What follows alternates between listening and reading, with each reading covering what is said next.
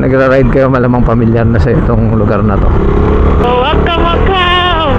Welcome, welcome! Welcome to Santa Maria, Laguna, mga chillax.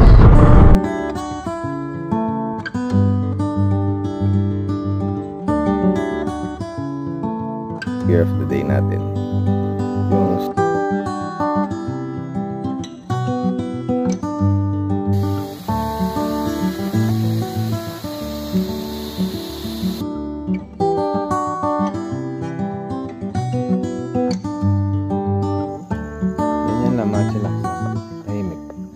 Quiet. Naririnig nyo ba? Ano naririnig mo? Hayop, mga chillax! Hindi nag-record yung 360 natin. Dali nga.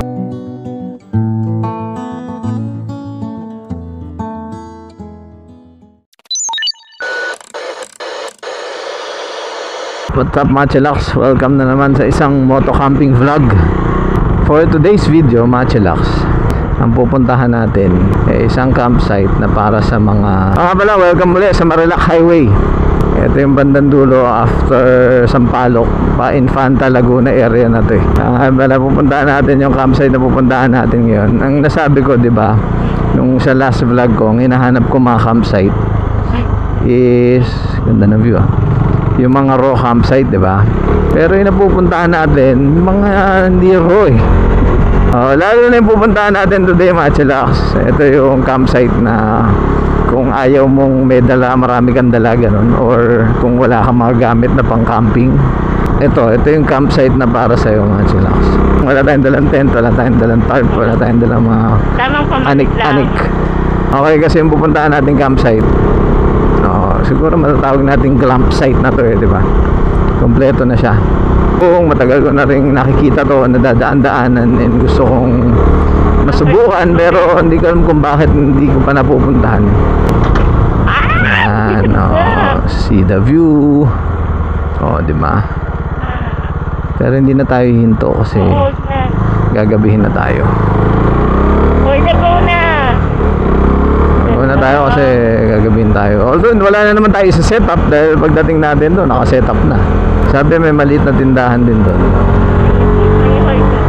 Kabayo pa doon. Okay. And itong area na to, tinatawag nila, mga chillax, na Little Baguio. Sensya na, madalim na, gabi na naman, hapon na, sa alas 5 na, alas 6 na. Okay, tinatawag nila tong area na to na Little Baguio kasi nga ang klima dito malamig, so parang Baguio, ganun. Ang ano lang dito is kung pupunta kayo, dapat lagi kayo handa sa ulan kasi laging umuulan sa lugar na to. Kahit summer umuulan dito, pero mukhang pinagbigyan tayo ni Papa Jesus. Maraming salamat. Make this a safe ride. Be our guide for this ride. Amen. Mukhang pinagbigyan tayo, hindi bumuhos ang ulan today. Sana wag naman. Knock on my tank. Ayan, lumalamig na. So, tignan natin yung campsite. Ito nga pala, yung prices iba-iba, hindi ko alam kung may tent pitching sila eh. Parang wala silang tent pitching, mga chillax. Parang puro naka-setup na yung mga tent nila. Mga tent nila is by Quenchua. So yung VIP 2, 3, 4 platform with tent, 700 a night, mga chillax. Per head ba yun? Per tent na yun, for 2. Ay, okay. For 2 na yun, 700 per tent. 2 packs ang isang tent. 2 packs. Okay, so mamaya papakita ko sa inyo, tingnan natin. Okay, ang alam ko meron ng beddings yun, may unan, so kompleto na. Tapos may may bubong na, so hindi na kailangan ng tarp. Yun na, so spoiled tayo sa camping natin today. Wala tayong wood stove ngayon kasi nga gagamitin natin butane. Tinanong ko kasi kung pwede magdala ng stove. Sabi pwede magdala ng butane stove. So nakikita ko dun sa area, baka hindi pwede kahoy. Meron silang bonfire area pero common, parang hindi ka pwede ata dun sa area na kung saan ka magte-tent. Although meron tayong dinalang ihawan, kung pwede yun, mag-iihaw tayo. Tignan natin, malalaman natin lahat yan pagdating natin sa campsite. Oo, bago kalye dito, ganda. Tinagyan na nila ng mga poste, oh. Mukhang solar lights.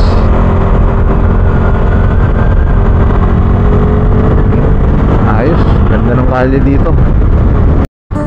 Ay, naku po. Welcome to Infanta. Ito ang Jariel's Peak. Welcome to Jariel's Peak. Okay, malapit na tayo mga chillax. 4.7 kilometers. Kita-kita tayo sa 9 Pines.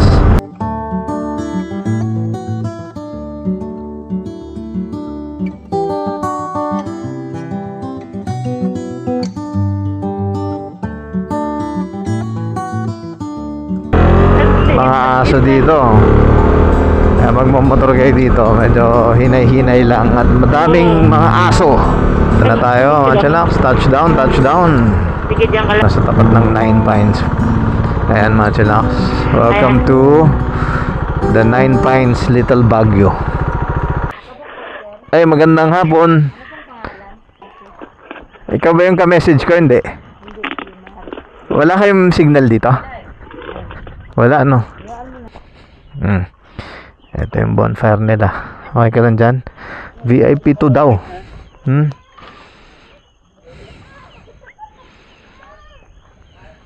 Okay. Nandun sa baba. Okay, what's up mga chillax? Nandito na tayo sa tent natin sa VIP 2 dito sa 9 Pines. Okay. Medyo madilim na eh.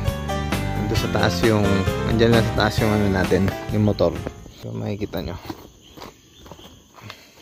Hanggang doon sa baba yung mga tents nila. Ito meron pa dito. Meron dito tayo sa pinakamalapit lang sa taas. Merong dalawang chair and table. Meron din ditong patungan. Yan yung mga helmet natin. Ito yung platform. May tolda. And ito yung tent natin na Quechua. Ano ba to? Ganito yung tent niyan eh. Ano yung brand niyan? Medyo malinis mga chillax ha. Tingnan natin yung loob. Okay, so meron ng foam, may unan at kumot. Okay, so bababa muna natin mga gamit natin. Tapos magme-merienda tayo. Chef Lali in the house. What's our dinner for tonight? Mga chillax, magdala kayo ng katol. At medyo may lamok dito pag hindi mahangin, no? O, yung bote mga chillax, hindi amin yan na naiwan dito.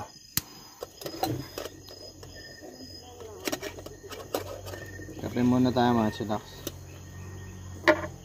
Ano yan?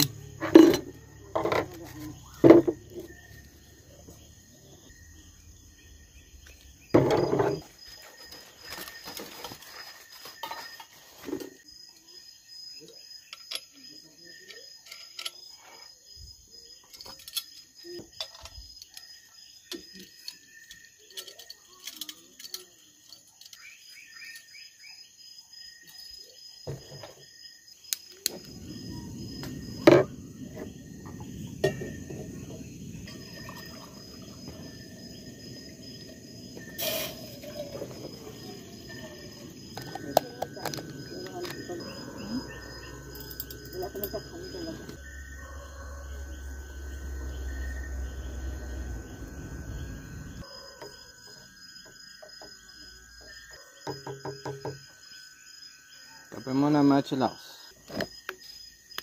Mamaya pag ganun pa.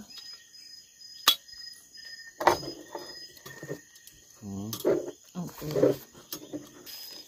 Kapag latag ko muna sa tent ko muna. Picture nito.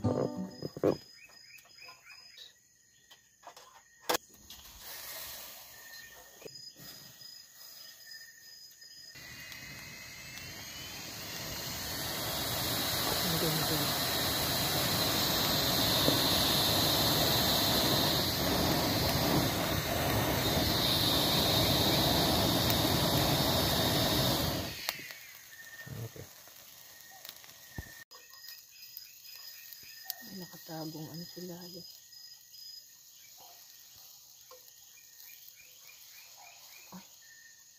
Dinner time. Anong tawag dyan sa ano na yan? Okoy na yan? Kalabasang okoy. Kalabasang okoy with inihaw na pork chop. Lupot siya. O, yaman na. Bogchi. Mainit. Sarap. Suka doon. Ay, bawang. Gusto mo? Soju time, baby. Uy, maligo ka na. Tayo maligo, Machilax. Tayo maligo. Uy.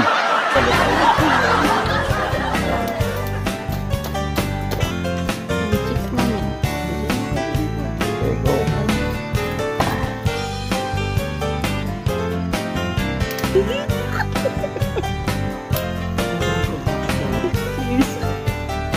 Ay, mali. Bakit? Tumador talaga to. Sa kanya yung pitchel. Joke lang. Yan lang, Machilax. Oh. Tahimik. Shh, quiet. Naririnig nyo ba? Ano naririnig mo? Ang daming kung ano ng mga sarit-saring ibon atang naniningkit ang mata mo. Machilax yan. Ang daming mga kung ano maririnig niya dito, mga naghalo-halo ng ewan ko, kuliglig, ibon, palaka ba yan o ano. Shot. Tapos na ang Soju Nights. CR lang tayo. Nakita ko sa inyo yung CR dito sa tabi.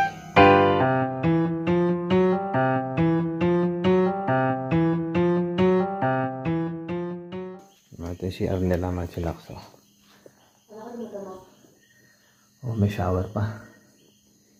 Dito yung hugasan. Hugasan ko yung ano. Ito yung Machilax, dito na. Dito na tayo sa tent.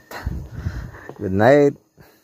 Good night. Good night, Machilax. See you tomorrow. Tingnan natin kung makakapag sea of clouds tayo.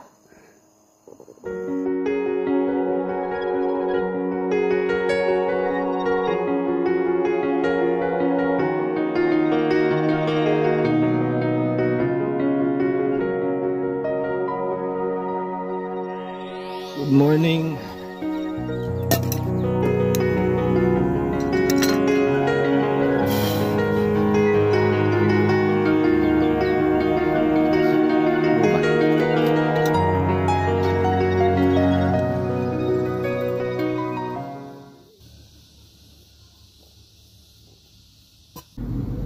Kape muna.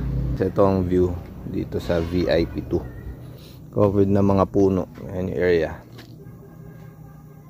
Mamaya ikutin natin yung buong campsite after magkape. Ay mga chillax, hindi pala tayo nakapag gear of the day. So ito na lang yung gear of the day natin. Yung stove natin from Lixada. Okay naman, maganda siya kasi malaki tong stand. So pwede kang gumamit ng malaking pan. Ang problema kasi dito sa maliliit mga chillax, nasusunog yung gitna ng pan pag nagluluto kayo. Ito malawak yung ano niya, yung apoy. Ang cons lang nito mga chillax is mahina to sa ano pag malakas yung hangin, lalo na pag hihinaan mo yung apoy, madali siyang mamatay o maapektuhan ng hangin. So kailangan talaga may windscreen pag ganito gagamitin yung ano, camping stove.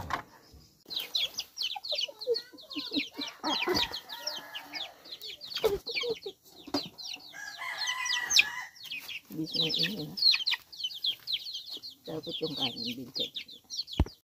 Campsite tour! Simulan natin dito sa VIP 2. Ito VIP, yung katabi ng VIP 2 is yung VIP 5. Okay, ito 900 to. Ang difference lang daw is mas malaki yung platform area. Ito yung view niya. Mga chillax, may ilaw dito, no? Dala na lang kayo for additional. Walang signal dito mga chillax. Baba tayo. VIP 3 4 devotion curtain, and then may grill.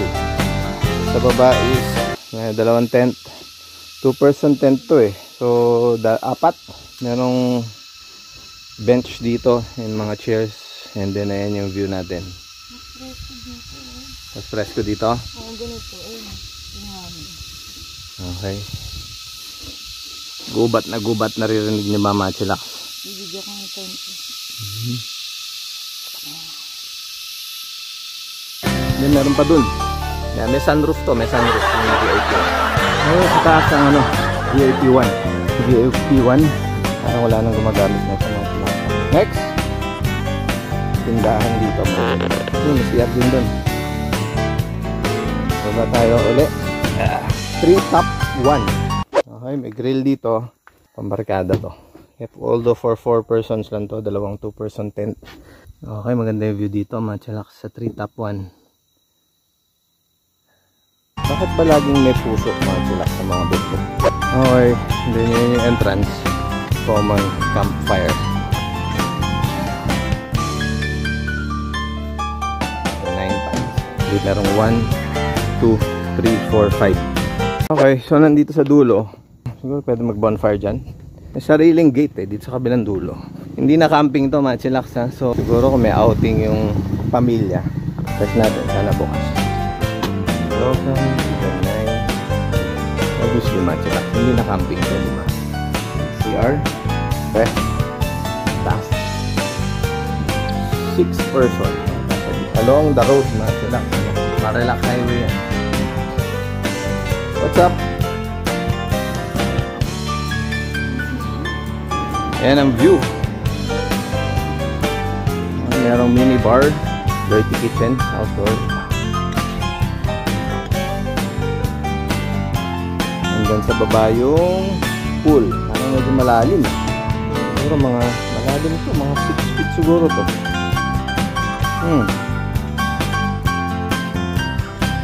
Kaya lang, siguro pinupuno lang nila kapag merong guest. Wala namang guest ngayon, so baka linilinis. Diba?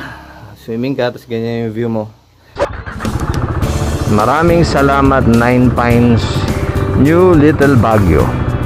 Oh, grade na agad natin. Ano masasabi mo? 1 to 10, 10 the most highest. 9 Pines. Anong grade mo? 7.5. Siyempre, depende naman yan sa tao kung ano yung gusto, di ba? Okay, so ang damage natin 700 lang all in all. Siyempre yung mga pagkain hindi nakasama doon. Okay, hanggang dito na lang. Maraming salamat sa pag-angkas. Hanggang sa susunod na adventure. Bye-bye. Subscribe, follow Chillax Moto on SEN YouTube channel for more updated videos. Bye.